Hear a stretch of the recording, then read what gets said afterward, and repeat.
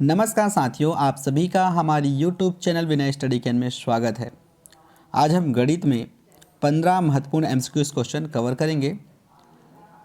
Video अच्छा लगे तो लाइक कीजिएगा और चैनल पर नया है तो चैनल को सब्सक्राइब कीजिएगा, बेल आइकन को प्रेस कीजिएगा ताकि आने वाले जितने भी वीडियो हैं उनके नोटिफिकेशन आप तक पहुँचती रहे। और हाँ दोस्तों, कमेंट करके बताइएगा कि गणित में अगला टॉपिक हम कौन सा लेकर आएँ, तो आप कमेंट करेंगे, उसी टॉपिक में हम वीडियो लेकर आएंगे। तो सबसे पहले हम समझते हैं अंक। अंक क्या होता है? अंक में हम 0, 1, 2, 3, 4, 5, 6, 7, 8, 9 इसे हम अंक कहते हैं। प्राकृतिक संख्या किसे कहते हैं तो समझिएगा। प्राकृतिक संख्या जिसे हम गिनती में प्रयोग लाते हैं, जैसे 1, 2, 3, 4, 5, 6, 7, 8, 9, इसे हम प्राकृतिक संख्या कहते हैं। और सबसे छोटी प्राकृतिक संख्या 1 होता है। यहाँ पर आप ध्यान रखेंगे कि प्राकृतिक संख्या में हम शून्य को नहीं लेते। प्राकृतिक संख्या में शून्य को नहीं लेते। जब हम शून्य को लेते हैं तो यह पूर्ण संख्या बन जाती है। पूर्ण संख्या में हम शून्य से लेकर अनंत तक 1, 2, 3 शून्य को शामिल किए, इसका मतलब है कि वह पूर्ण संख्या बन जाती है। प्राकृतिक संख्या जिसमें शून्य ना हो 1 से लेकर अनंत तक चलती है। और सबसे छोटी पूर्ण संख्या 0 है। और सबसे बड़ी पूर्ण संख्या ज्ञात करना असंभव है। सम संख्या वैसे प्राकृतिक संख्या जो 2 से विभाजित हो जाए, 2 से पूर्णतः विभाजित हो जाए, जैसे कि 2 स्वयं, 4, 6, 8, 10, 12, ये सभी क्या है? सम संख्या है जो स्वयं से और 2 से पूर्णतः विभाजित हो जा रही है। सम संख्या ज्ञात करने के लिए एक ट्रिक बताता हूँ, जिसके इकाई में 0 हो, 2 हो, 4 हो, 6 हो, 8 हो, यदि ये दिखाई दे तो वह संख्या सम संख्या है। इकाई में देखना है आपको इसे।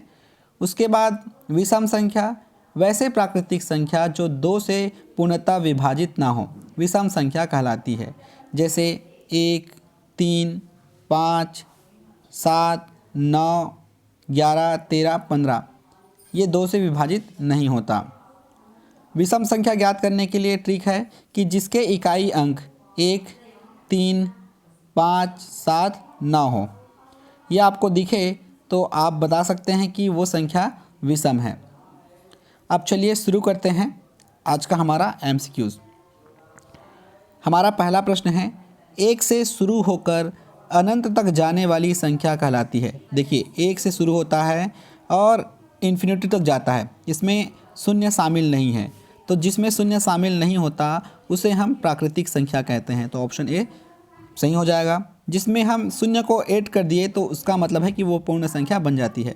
दूसरा प्रश्न देखते हैं, सबसे छोटी प्राकृतिक संख्या कौन है? तो सबसे छोटी प्राकृतिक संख्या क्या हो जाएगी? प्राकृतिक संख्या बात की गई है तो सबसे छोटी प्राकृतिक संख्या 1 हो जाएगी।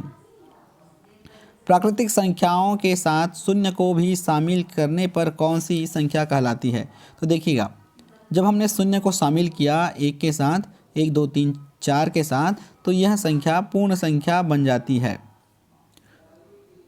तो ऑप्शन में बी पूर्ण संख्या सही हो जाएगा। 2 से विभाजित होने वाली संख्या कहलाती है। जैसे कि 2 से विभाजित होता है 2, 4, 6, 8, तो ये क्या है? सम संख्या है। तो ऑप्शन बी सम संख्या। 2 से विभाजित नहीं होने वाली संख्या कहलाती है। जिसे हम 2 से विभाजित नहीं कर सकते वो संख्या विषम संख्या होती है। जैसे कि 1, 3, 5, 7, 9 इसे आप 2 से विभाजित नहीं कर सकते। 2 अंकों की सबसे बड़ी संख्या क्या होगी? तो देखिए, अंक कितना होता है? 0 से लेकर 9 तक। अब 2 अंकों की पूछी गई है जिसमें हमें सबसे बड़ी संख्या बताना है। तो सबसे छोटी संख्या 0 हो गई और सबसे बड़ी संख्या 9 हो गई। ये 1 अंकों में है।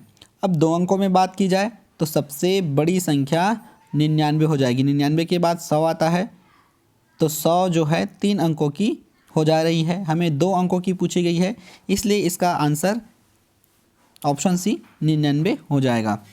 4 अंकों की सबसे छोटी संख्या, 4 अंकों की सबसे छोटी संख्या, देखिए शून्य को हम छोटी संख्या मानते हैं और 9 को बड़ी संख्या मानते हैं।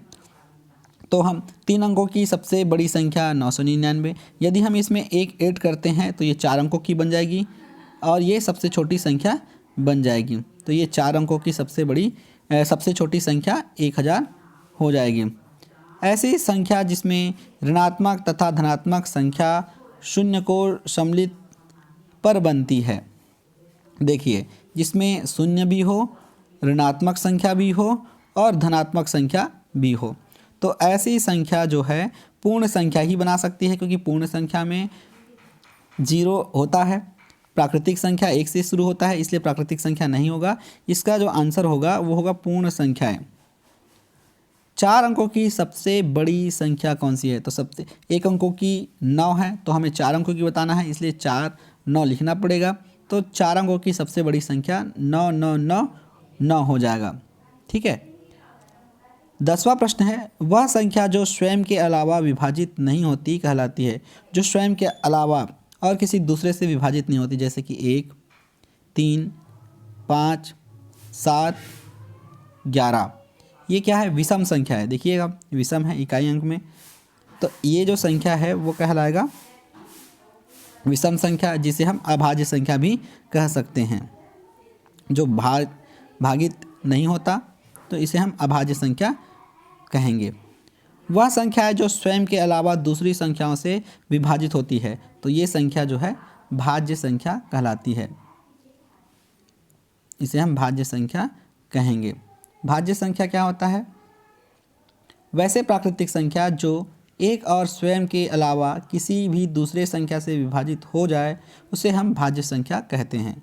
चलिए 12वां प्रश्न देखते हैं। वे संख्याएं जिनको हम p/q में लिख सकते हैं, जैसे कि 4/3, ये है हमारा परिमेय संख्या। इसे हम परिमेय संख्या, जिसे हम p/q में लिखते हैं, वो परिमेय संख्या होता है, तो ऑप्शन ए सही हो जाएगा। वे संख्याएं जिनको हम p/q के रूप में नहीं लिख सकते, जिसे हम p/q के रूप में नहीं लिख सकते, उसे अपरिमेय संख्या कहते हैं। वह संख्याएं जिन्हें हम अंश और हर के रूप में लिख सकते हैं वो कहलाती है भिन्न संख्या। अंश और हर में लिखेंगे, इसका मतलब क्या है? 4/3, ये हमारा अंश होगा, ये हमारा हर होगा। परिमेय संख्या में भी वही होता है, इसमें अंश होता है, हर भी होता है, तो ऑप्शन ए भिन्न सही हो जाएगा। 15वां प्रश्न, एक अंक वाली संख्या कितनी होती है? एक अंक वाली संख्या कितनी होती है? तो गिनिएगा, 0 से लेकर हम 9 तक जाते हैं, तो इसमें 0 भी शामिल है, इसलिए इसमें 10 होगा। कितना होगा? 10 होगा। तो आप हमें कमेंट बॉक्स में कमेंट करके बताइएगा। ये हमारा लास्ट क्वेश्चन था, कितने अभाज्य संख्या है? अभाज्य संख्या 1 से लेकर 100 तक, 1 से लेकर 100 तक कितने अभाज्य संख्या है? नीचे आप कमेंट बॉक्स में कमेंट करके बताइएगा। धन्यवाद। वीडियो अच्छा लगा होगा तो सपोर्ट कीजिएगा, नहीं लगा होगा तो भी इसे आप कमेंट करके हमें बता दीजिएगा, क्योंकि आप लोगों के मोटिवेशन से ही हमें प्रेरणा मिलती है और हम नए वीडियो आप लोगों के लिए लेकर आते हैं। धन्यवाद।